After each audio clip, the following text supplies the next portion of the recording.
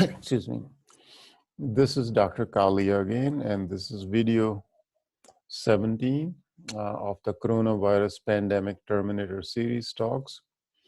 And we had covered up to slide 106, and we'll just briefly touch on this.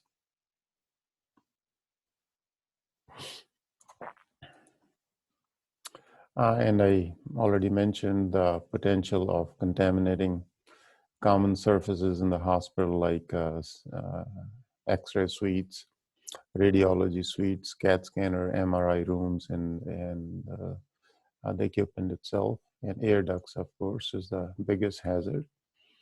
And we need individual tents in which hospital patients need to be hospitalized and taken care of in large parking lots, just like they have in the combat theaters, in the forward combat theaters. And these facilities need to be managed without expensive equipment like CAT scanners, MRIs, but all the other portable care can be provided with just as high quality compassion to the patients and the healthcare workers that go into those areas of tents need to be given the proper protective equipment. And then we need to use information technology apps to thin out the crowds in every place. And I have the perfect design in my mind as for those as well. And any company that would be interested in learning on what kind of IT apps can be utilized, I would be happy to share that with them. One of the difficulties I had in making these YouTube videos was I was going against the conventional wisdom. And this conventional wisdom starts from World Health Organization in terms of the personal protective equipment, and then all the national leading healthcare advice agencies are giving the same advice as well. And the other difficulty I had in my mind was I'm like many other creative people in the world who like to keep their own privacy and mind their own business. I like to work hard like many other people, get higher education just like many other people, serve my fellow Americans as a doctor, and not really bother people in general with my private thoughts. However, once you come out and share your private thoughts, then invariably you're going to step on other people's toes and are going to get blowback or negative feedback from people who do not like your private thoughts. And there's going to be negative consequences as a result of that.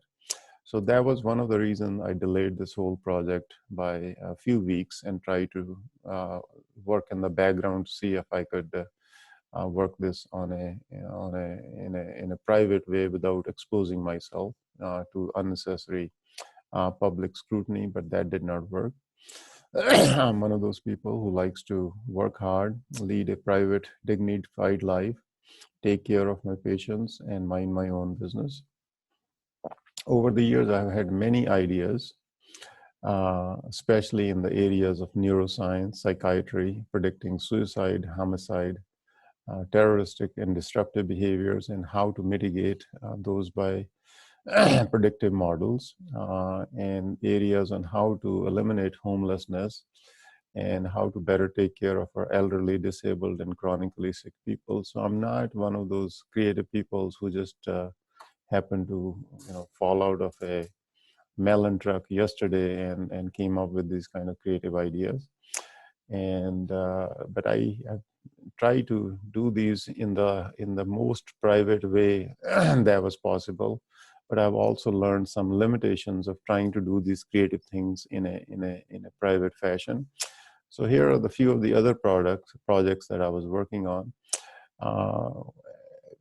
I don't want to get into the political debate of merits of having universal health care or not having universal health care and who pays for it and who doesn't pay for it. We all know that a certain segment of the population feels that there should be universal health care, and the other segment feels that the government and the taxpayers shouldn't pay for it. And that's not at all my intention to get in the middle of it. However, I had a working model in my mind how to provide universal comprehensive health care, universal comprehensive higher education without using a single government dollar.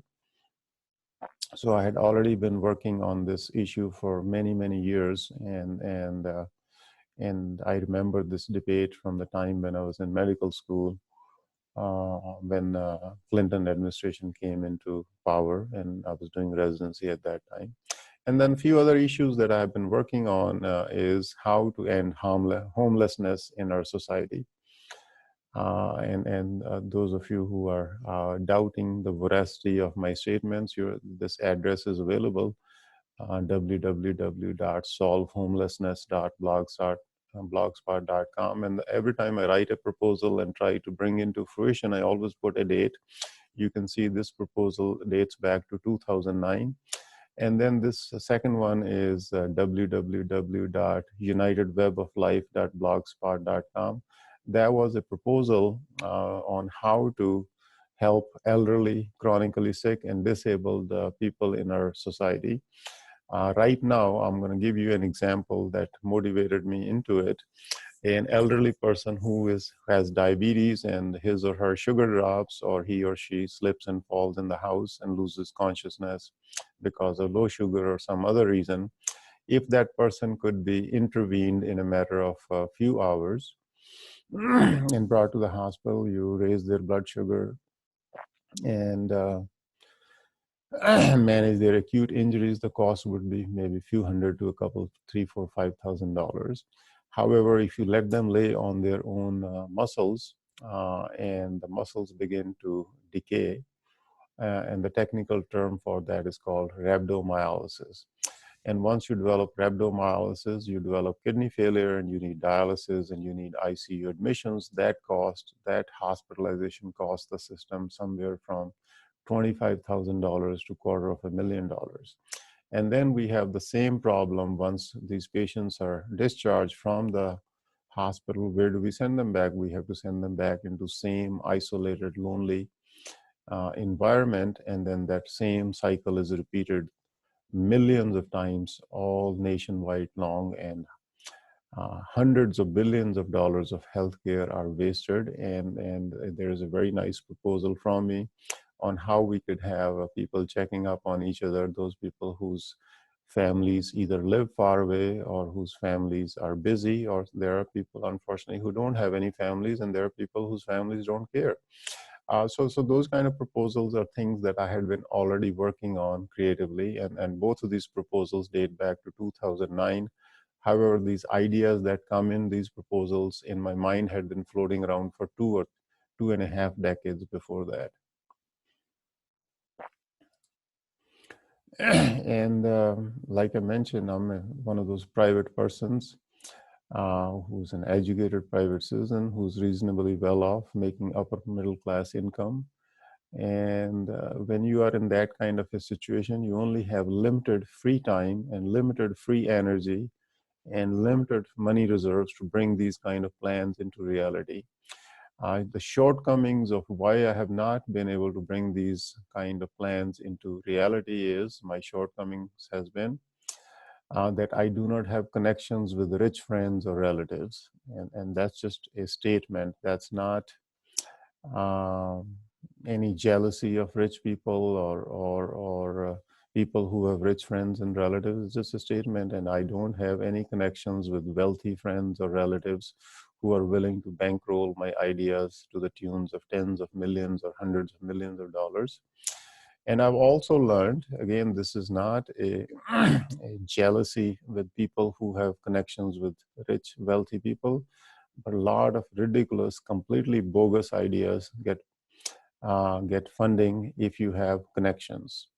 And Elizabeth Holmes from that company she opened, the name of that company slips my mind offhand, where she was going to use small amounts of blood in capillary tubes and was going to bring mass testing to the public.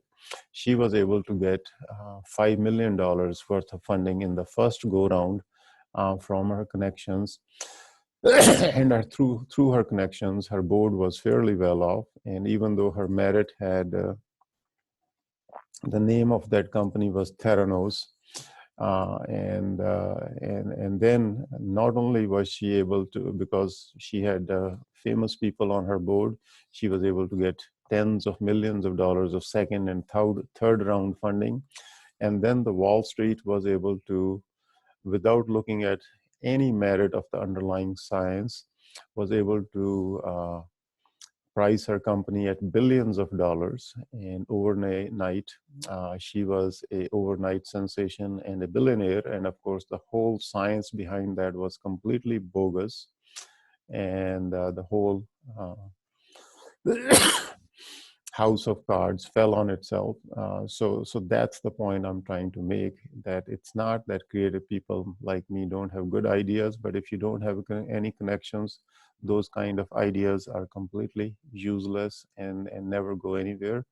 And if you would like to read about Elizabeth Holmes, I have also provided the Wikipedia link, those of you who are not familiar with her story.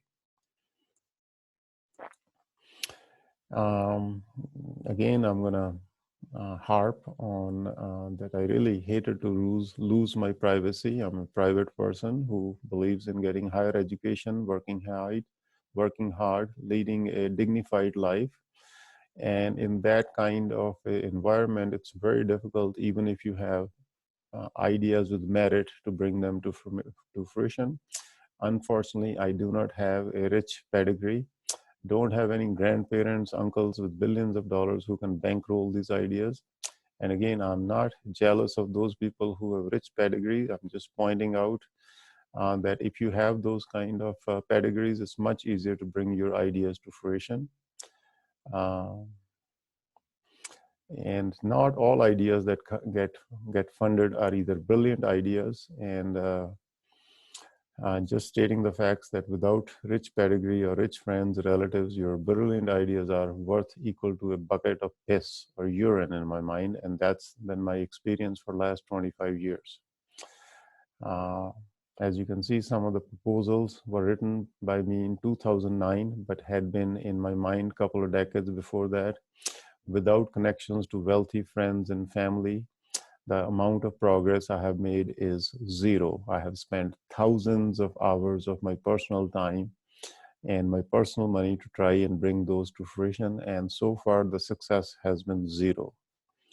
And efforts to seek unnecessary publicity or money for my ideas, I did not feel that I needed to go and create a public unnecessary scene, even though I thought my ideas had merit. So I did not go out and seek unnecessary publicity for my ideas on how to eliminate homelessness or how to provide better care for the elderly, sick, or disabled. And again, the success was zero.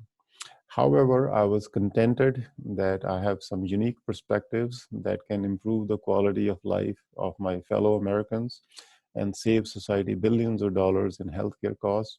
But without connections to rich people, those ideas are going to die with me, and I was contented to do with that. However, when I saw this fiasco of coronavirus pandemic unfolding with suboptimal advice, I thought I have to put my privacy aside and try to intervene in the marketplace and at least throw my hat. Again, this idea itself might show zero success, but at least I would have the clear conscience of knowing that I tried. So this is going to be the end of this video.